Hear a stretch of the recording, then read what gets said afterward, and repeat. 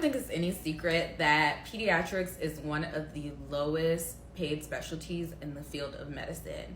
However, I think a lot of medical students and residents underestimate what this really means, myself included. When I was looking at the average salaries for a pediatrician and really the average salaries of like all the specialties that I was interested in, I was looking at the numbers like, what are y'all talking about? Because there was nobody in my family who was making that amount of money.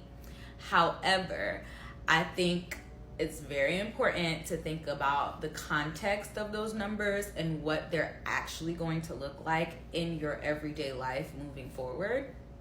And that's not to say that, if you choose pediatrics, you're not going to be okay. You are absolutely going to be okay. But it's just to give a little bit more transparency of like what, people are talking about when they say that, it's a low paid specialty. So for example, looking at a place like DC, when you are thinking about, what your first check is going to look like, when you look at the salary for somebody fresh out of residency in an area, a big city like this, a lot of the times the salaries that you're getting offered are going to be less than that of a nurse practitioner, less than that of a physician assistant. And even more than that, when you talk to people who have been in the game for 10, 15 years in these areas, you start to realize that there's not actually that much room for growth in those salaries.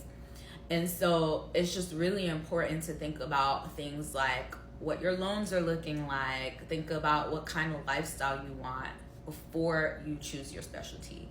And that's by no means trying to discourage or deter anybody from choosing pediatrics, because I personally think that it was a great choice on my part. However, it's just to make sure that people are making those decisions with their eyes wide open.